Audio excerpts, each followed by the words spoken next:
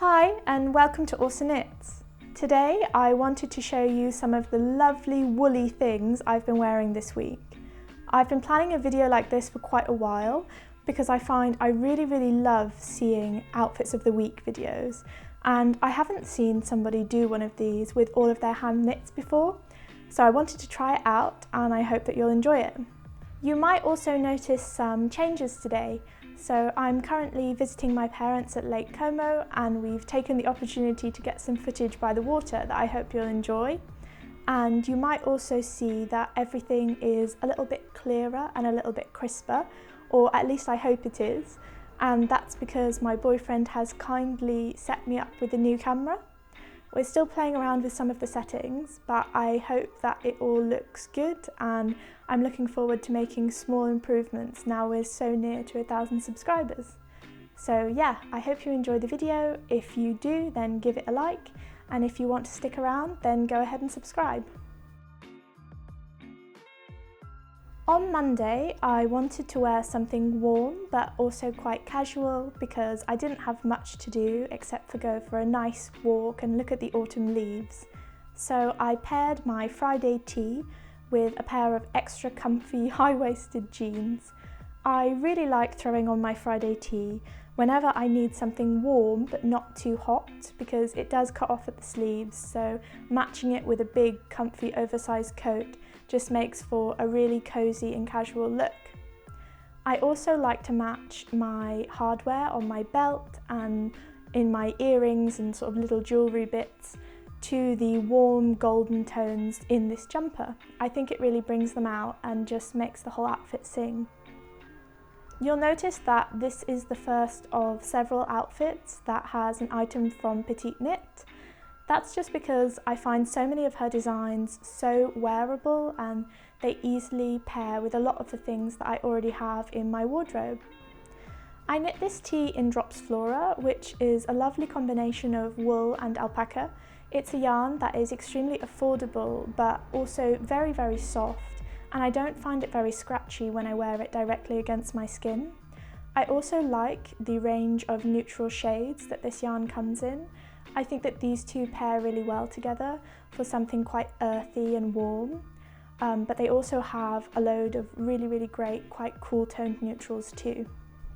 Apart from working from home today, as I mentioned before, we didn't have much to do, but we did take the opportunity to go for a nice long walk around lunchtime, and all of the colours of the autumn leaves were just so beautiful on this day.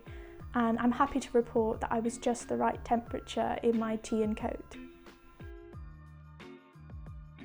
So Tuesday was just a little bit warmer, so I knew I wanted a lighter outer layer, and I fancied wearing a blazer. And for this outfit I paired the lovely berry coloured Novice sweater that I knit with a pair of silky black trousers and this lovely wool blazer. I think this makes a very chic but also casual and comfortable outfit that I am absolutely obsessed with now and will probably be wearing loads in the future. I also matched it with this really sweet hat that I made with the scraps from this jumper. This is the Bonjour high hat from Espace Tricot, who I mentioned in my free patterns video last time. They have so many great hat and jumper patterns on their Ravelry, so do check them out. And this is a particular favourite of mine because it doesn't take very much yarn at all, and it's super fuzzy because just like the jumper, it's knit with, I think, 2 strands of silk mohair. I was also completely drawn to the gorgeous colour that this yarn came in. This is Drops Kidsilk, and I will link the shade down below in my description, so don't forget to check if you're interested. But I normally go for lighter neutral tones with my knitting, but I knew I had to try this when I saw it because I do enjoy working with deeper sort of burgundies, mustards, and in this case berry tones, because I think they complement my skin tone quite well. I also wanted this outfit to look a little bit more polished and coordinated because I went with my mum to the little local yarn shop here to pick up some orange merino for a really cute pumpkin that she knit for Halloween. I'll have to make sure I show you all in my next podcast episode, which I hope to get up in the next week or two. After popping into the yarn shop, we also went for a quick aperitivo, and I felt very warm and snuggly, but also quite chic in this outfit, so it was a perfect choice.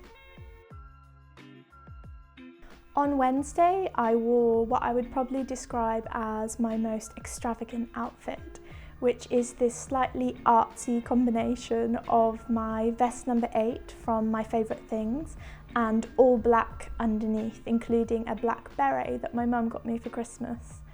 I really love this outfit. There's something about it.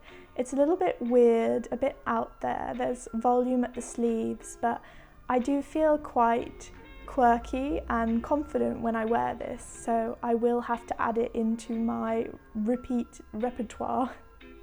I usually wear this vest with a turtleneck like I'm wearing today, but I fancied trying it with something different. I like a dark colour under it because I do find it helps the cables really stand out, and matching it dark all the way through makes the cabled vest the absolute star of this outfit. This was also a good choice for Wednesday because the temperature went up quite a bit during the hottest hours of the day, and therefore I wanted something light to take advantage of all of that lovely sunshine. As I mentioned in my last podcast video, this vest is quite long. I wasn't initially intending it to be as long as it actually is, but I think when I style it like this, it does suit the whole outfit in general. I think it also gives me a bit more coverage down sort of around the bum area, which maybe makes it a little bit more flattering on my figure. I also really enjoy how the buttons of this vest go really well with darker colours underneath. It just makes the outfit look a little bit more polished and a bit more put together. The vest is quite oversized around the bust, but that's how I knit it to be, and I am happy with the finish of this outfit. I think it's really sweet and a little bit eccentric, but I quite like it that way. Now we come to Thursday's outfit, which is probably my absolute favourite out of the bunch because it features the holly sweater, which is, my favourite garment I've ever made, I have to say. The choice of Drops Air, which is a blown alpaca yarn, was just such a good one here because this jumper is so extremely light but also soft and really toasty warm with the turtleneck. I just adore this jumper.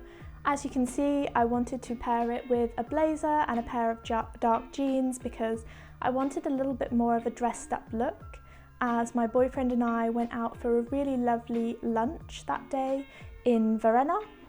For anyone who's been to Lake Como, you've probably passed through Varenna because it's one of the main small beautiful little towns that you stop at on your way to the ferry to other parts. So yeah, on that day we went to Varenna and we also went to Bellagio, and it was such a beautiful day and I felt really dressed up, but not too much in this outfit. I was feeling chic and comfortable and cozy, which is all you really want in autumn, isn't it? I think another thing that I really adore about this jumper in particular is the fact that the colourwork is very simplistic, but it really accentuates and highlights, sort of frames your face in a very sweet way.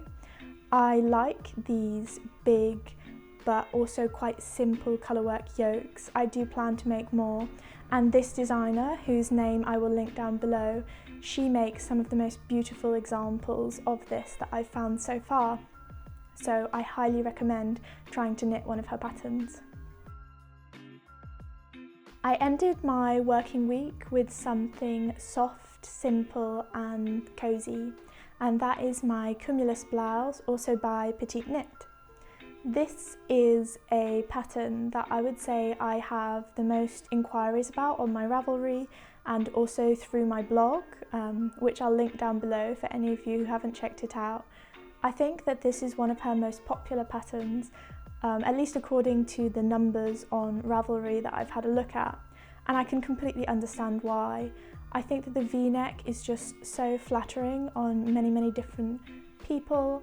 I think that the combination of a thinner silk yarn with silk mohair makes for a jumper that's extremely lightweight but looks soft, fuzzy and luxurious as well. I chose this colour, which is a light blue that I achieved through holding one strand of grey silk alpaca with a strand of light blue silk mohair. Yeah, I chose this colour because I saw that this is the colour that she went with for her pattern, and I completely fell in love with it. I don't normally wear blues like that, but I wanted to add something pretty into my wardrobe that I could just chuck on with jeans whenever I wanted a look that was low maintenance and easy.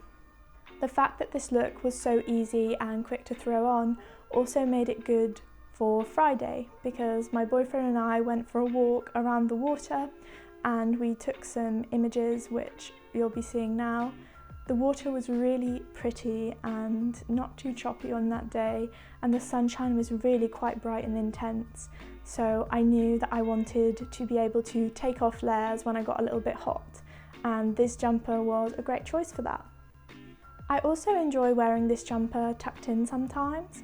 You'll see it untucked here now, and I think it's very, very flattering that way, but wearing it tucked in does also make it a little bit more modern looking.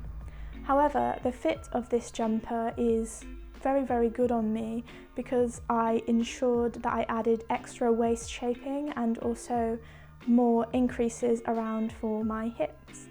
Because I have quite a small waist, average sort of bust and then larger hips, I like to adapt patterns like that just to make sure that the fit of something which is supposed to be quite close to the body is absolutely spot on, and I think I really achieved that with this pattern.